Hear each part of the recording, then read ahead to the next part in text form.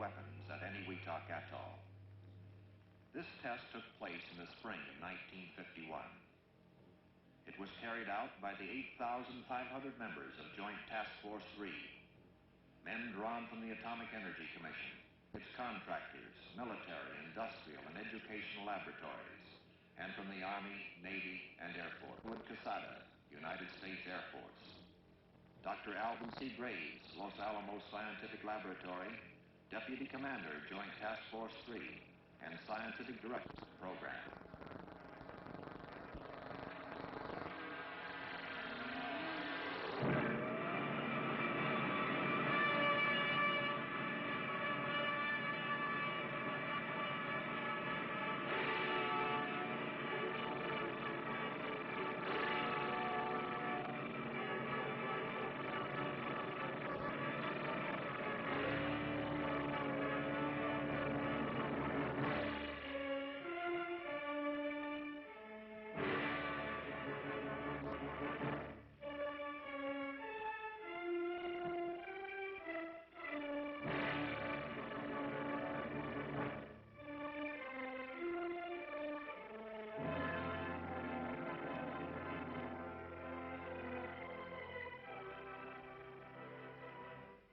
During the tense days of World War II, an entire American city of men, women, and children was hidden behind a seemingly unimportant postal number, Box 1663.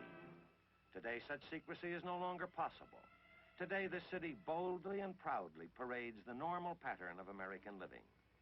This now appears to be an average city of schools and playgrounds, of houses and apartments, a place to live where men and women can feel at home. But for all of these things, the city is not an ordinary city.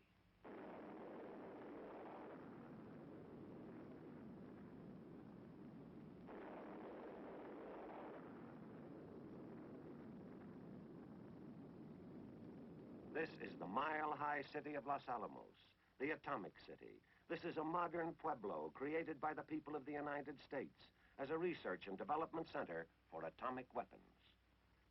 This is still a city where citizens take for granted security fences, guards, passes, caution. The proof testing of weapons, a routine practice by now, is the job of a busy section of the Los Alamos laboratory called J Division. With such a specialized division carrying on tests, the other parts of the laboratory, operated for the Atomic Energy Commission by the University of California, can continue undisturbed in vital research and development work. One of the proving grounds is an outdoor laboratory, Eniwetok Atoll in the Central Pacific. This trust territory of the United States has been used before as a testing ground for Operation Sandstone in 1948. But 3 years have passed since Sandstone, 3 years to bring new and improved atomic weapons to this secluded equatorial land, this land of spaced islands arranged like individual beads of a necklace. And the new test operation will be called by its code, Greenhouse.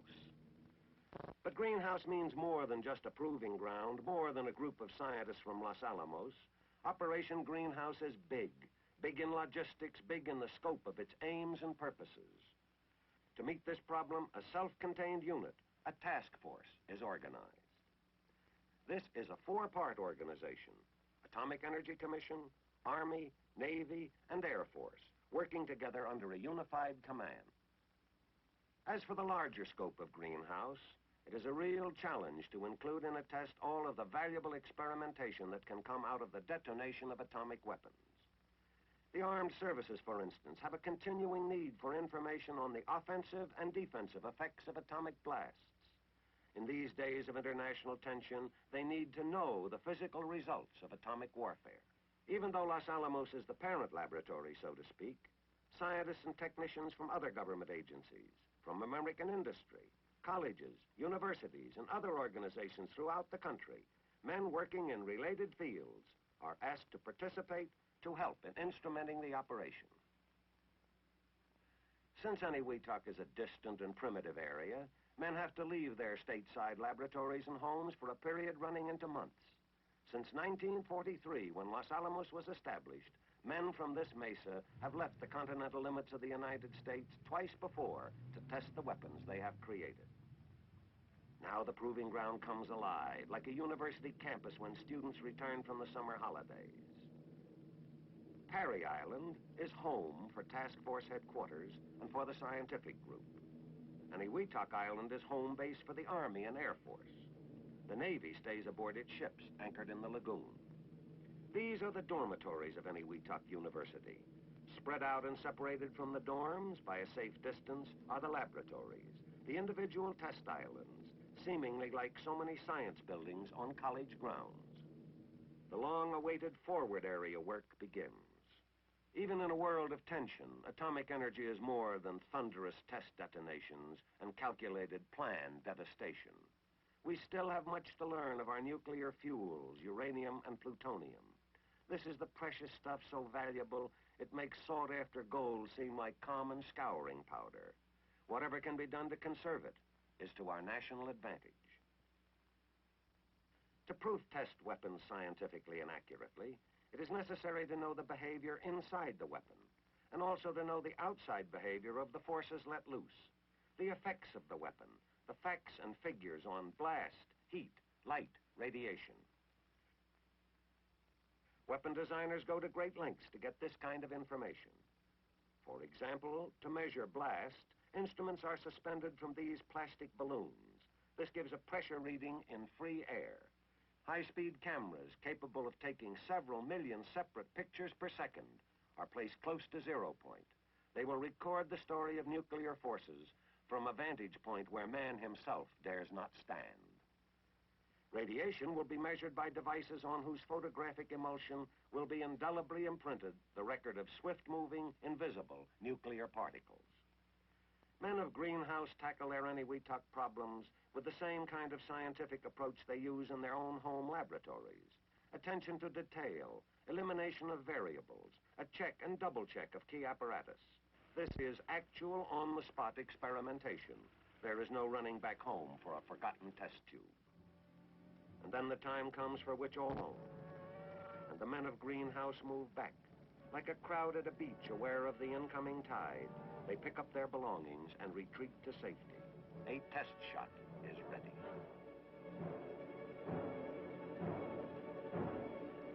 Watch an atomic test. Watch.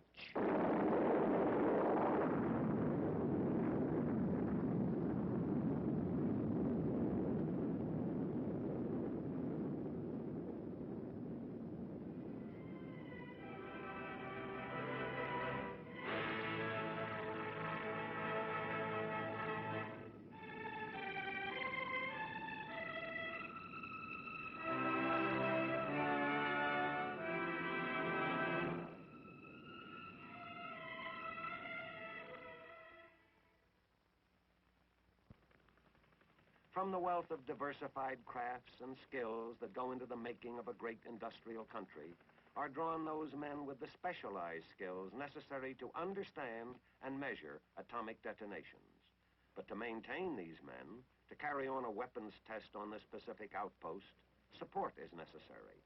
Not alone technical support, but the kind of support concerned with just plain everyday living. There's a detail like food, for instance. It takes more than a picnic lunch to keep 8,500 hard-working men happy. And it's no trick at all to get hot and dirty and dusty. If you don't believe it, try a coral atoll sometime. Water is the answer, but water is a crucial commodity. It has to be pumped from the coral beds, then distilled to remove the brackish salt. And then there's the problem of getting to and from work. Most of the time, walking is out of the question, unless you have a natural tendency to be amphibious. Small boats ply between the various islands of this giant lab in the middle of an ocean, and light planes are in constant demand for shuttle service between the islands. Although the armed forces perform the unheralded but necessary job of supporting Operation Greenhouse, it is not their principal role. Like the Atomic Energy Commission, the Army, Navy, and Air Force are here to learn. This is a chance for them to study a weapon still new to warfare. The more the services know about the effects of atomic weapons, the better able they will be to use them, if necessary. To get the answers they need, samples of the type of tools a military man uses are arranged at various distances from zero point. An armored tank, This powerful land weapon of the Army has instruments mounted inside, which will record the amount of heat an atomic bomb creates in the interior of a steel hull, how much radioactivity, how much pressure. A bomb-proof roof, capable of withstanding an atomic blast directly under the detonation point. Just how thick should it be? How much concrete? How much reinforcement? By studying this building, representative of structures in industrial areas, the Air Force will gather data on the effect of atomic bombs on potential industrial targets. What will happen to this airplane wing when blast and heat hit it? What will be the effect on this fuselage? To be more realistic, these aircraft will actually fly into the blast area and record the results. They will find out how close an aircraft can come to the heart of the explosion without suffering serious damage.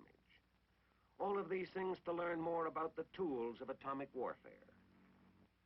At Joint Task Force 3 headquarters on Parry Island, the commander and his staff make their final decisions for another 0 hour. Weather information from the scattered outlying meteorological stations, from the reconnaissance squadrons, comes funneling into headquarters. Precipitation, winds aloft, cloud cover. The weather situation is good. The decision is made. Now in dramatic pre-dawn darkness, the drone aircraft are ready to take off on their missions. Giant planes without a living man on board, and with all their tons of weight and thousands of horsepower, flown by a remote control officer on the ground through an incredible gadget in his hands. On signal, the first safety crew abandons its drone. Comes now the fantastic achievement of a 4-motor bomber taken safely off into the air by those distant magic fingers, which then, with even mightier magic, switch the manless controls of the drone aircraft to a mother plane aloft. Each mother hovering impatiently to take its crewless baby on through the darkness, guiding it into the unknown.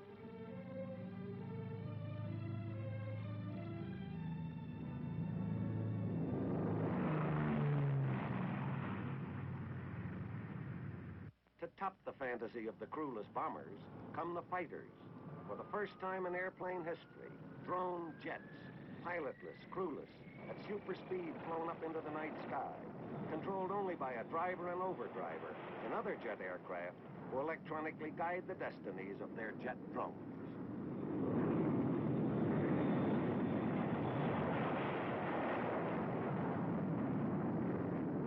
As in previous atomic tests, the drones are flying laboratories for the scientists. High above the test islands, they are in a strategic position to collect important information on the still not so familiar event, an atomic blast. Watch.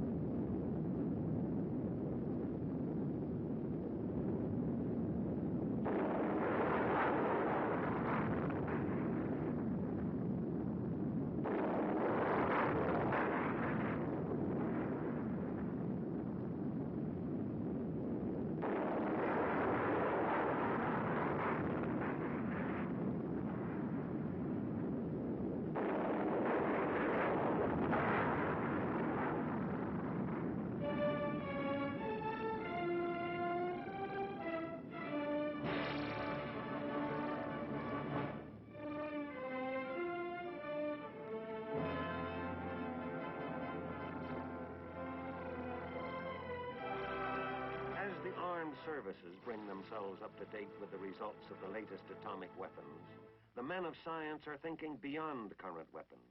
They are exploring new horizons, looking for data basic to the science of nuclear physics. Atomic investigators cannot tell whether their calculations were right or wrong merely by watching a weapon go off. They must find out what goes on inside. They must attempt to look into, to understand further the invisible world of the atom. It is difficult work, complex, thought-provoking, calling for mental courage and physical stamina. Without delicate instruments, they would be lost. For what they're searching for is in a world so small that the average human mind balks at trying to conceive of it. We speak so glibly of time, yet do we have any idea of a millionth of a second? Instruments such as these oscilloscopes have the ability to measure events that occur during the sub-fractional span of a heartbeat, of the 1/1,000,000th part of a second.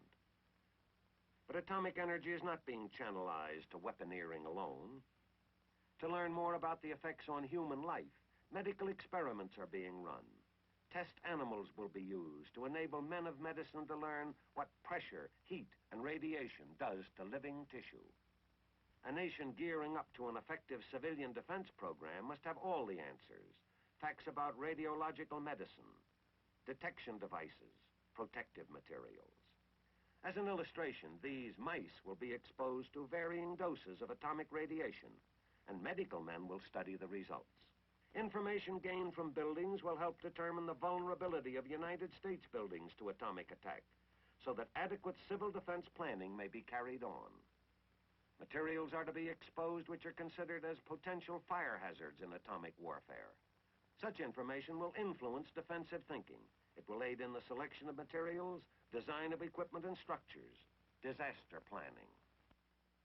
And so, while tests which can affect the security of a nation wait, while naval vessels make their ceaseless security patrols, while radar scans the skies, while military police guard the beaches, in the master control station, a door is closed, padlocked, the single key put in the pocket of one man, head of the firing party.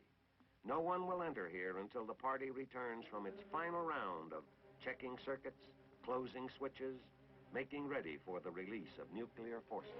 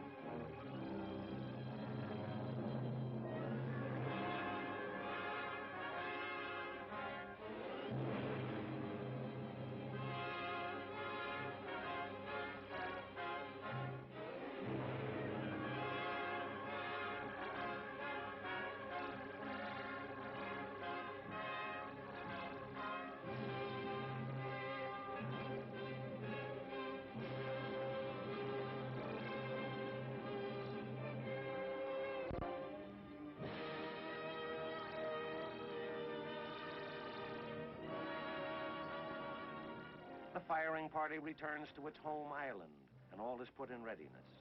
Before the break of day, another momentous blast will light the pre-dawn sky over any Weetok, set into being by a mechanical gadget called a sequence timer.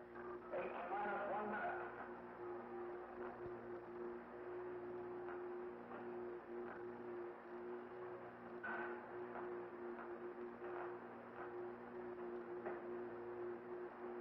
Minus 45 seconds.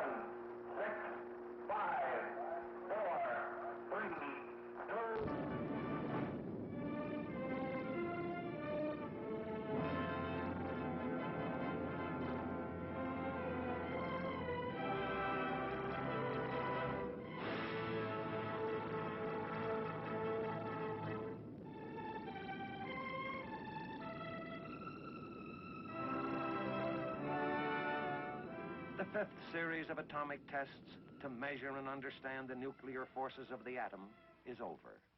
And Iwitaka proving ground shrinks again to garrison size. But preparations must be made for another series of experiments. The need for continuing tests of atomic weapons is self-evident. We need now, as never before, to expand our knowledge in the field of atomic weaponeering. If any one group of people recognizes the urgency of time, it is the people living and working on this isolated mesa in New Mexico. The men of Los Alamos return to their mile-high, security-guarded laboratory to continue with the development of nuclear weapons and important research in many other aspects of the atomic energy program. The people of this mesa well know the important responsibility placed on them. For what answers are found within a seemingly insignificant building, what happens behind the wire fences, what a man carries home with him, and for security's sake will not speak of, these things are vital to Americans everywhere. The city, once secretly hidden behind Post Office Box 1663, today is so actively and openly engaged in the atomic energy program that it can no longer be cloaked behind a postal number. For this is the city designed and dedicated to the study of nuclear forces in the atomic age, a study which concretely means to the American people that new, improved atomic weapons have been developed and proof-tested. The nation's stockpile position has been bettered.